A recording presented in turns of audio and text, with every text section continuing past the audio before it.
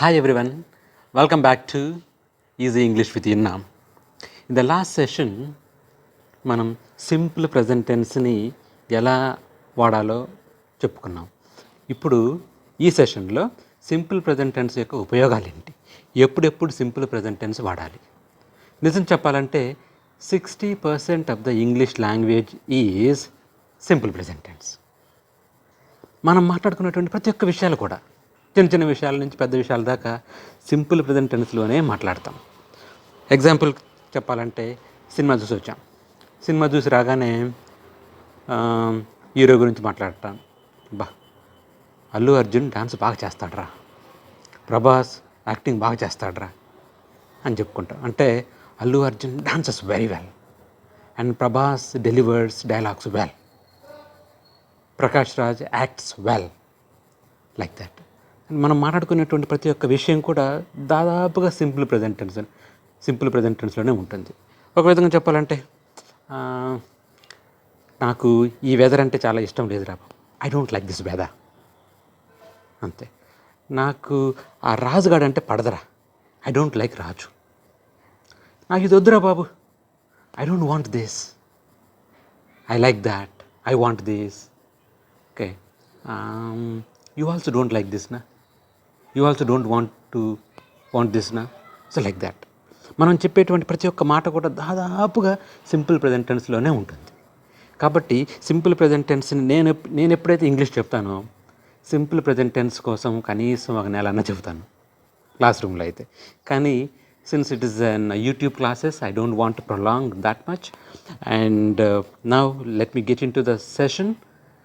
Simple present టెన్స్ని 4 రకాలుగా ఉపయోగించుకోవచ్చు. First kind habits. హ్యాబిట్స్ అంటే ఏంటి? అలవాట్లు. అలవాటు అంటే ఏంటి? ఏదైనా రెగ్యులర్గా చేసే పని అలవాటు అంటాం. రెండోది యూనివర్సల్ ట్రూత్స్ అంటాం. అవి ఎప్పుడు నిజాలే అవుతాయి.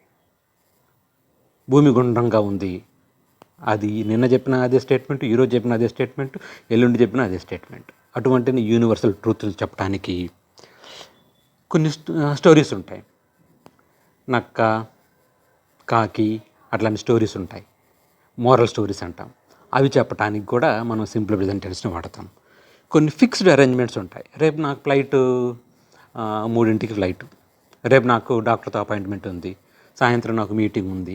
ఇటువంటివి చెప్పడానికి కూడా మనము సింపుల్ ప్రజెంట్ టెన్స్ వాడతాము. కొన్ని ఇన్స్ట్రక్షన్స్ ఇస్తాం.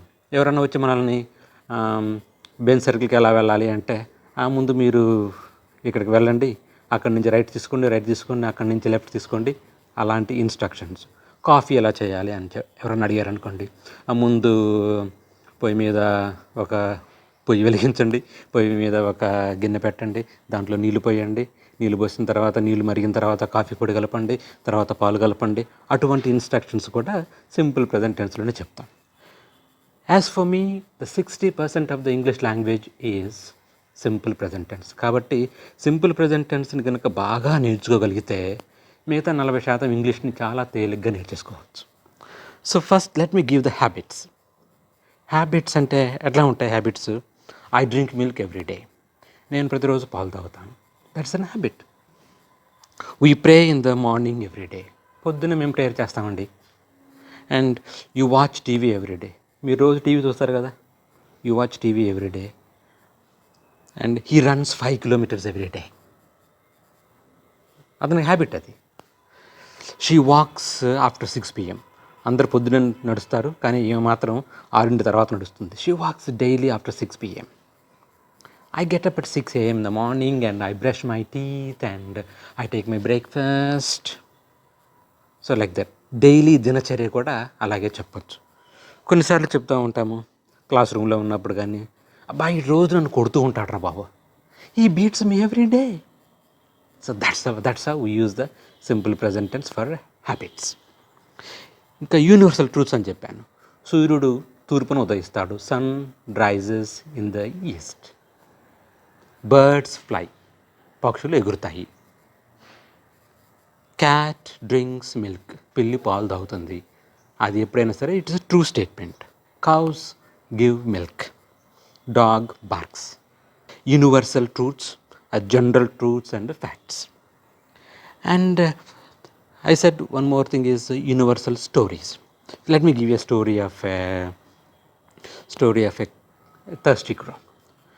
It's a simple story. Once upon a time there is a crow. It feels thirsty. It goes to the forest, and it finds a pot, and there is water at the bottom of the pot. So the crow thinks for some time and gets an idea. Once it gets an idea, he sees some pebbles. He picks the pebbles and puts them in the pot. Then water comes up and the crow drinks the water happily and flies away with joy. Complete ప్రతి ఒక్క sentence కూడా simple present టెన్స్లోనే చెప్పాను అనమాట. ఇటువంటి stories చెప్పడానికి simple present tense వాడతాం. You can practise them. And then fixed arrangements అంటే ఎట్లా ఉంటాయి? My train leaves at 9 AM tomorrow. My train leaves at 9 AM tomorrow. It's fixed arrangement. I have a meeting at 3 PM today.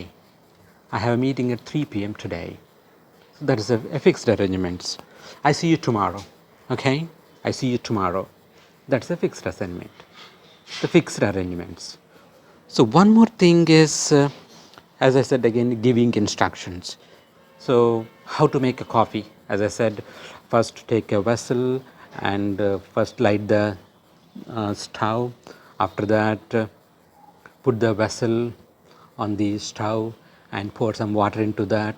When the water boils, add some coffee powder. After some time, wait for 5 minutes and then put some sugar, some coffee, and then your coffee is ready. That kind of instructions also we give only in a simple present tense. So mainly గుర్తుపెట్టుకోవాల్సింది ఏంటంటే అలవాట్లు, general truths, కొన్ని చిన్నటువంటి moral stories, fixed arrangements, instructions, ఇవన్నీ కూడా simple present టెన్స్లోనే ఇస్తాము. ఇంకొక advantage of the simple present tense is sometimes మనం చెబుతూ ఉంటాం కమ్ అంటాం. కమ్ అన్నప్పుడు ఏంటిది? You come, simple sentence. You come. Go, you go. Stop it. You stop it. Don't go. You don't go. Don't come. You don't come. Shut up. You don't. You shut up. So అన్నీ కూడా simple present టెన్స్లోనే ఉపయోగిస్తూ ఉంటాము. So ఇవన్నీ sentence practice చేయండి. నా previous session చూడకపోతే అది కూడా చూడండి. సింపుల్ ప్రజెంట్ టెన్స్ చాలా క్లారిటీ వచ్చేస్తుంది. Once again I tell you 60% of the English language is simple present tense only. So practice well and stay tuned to my channel Easy English with Inna. Bye. Take care.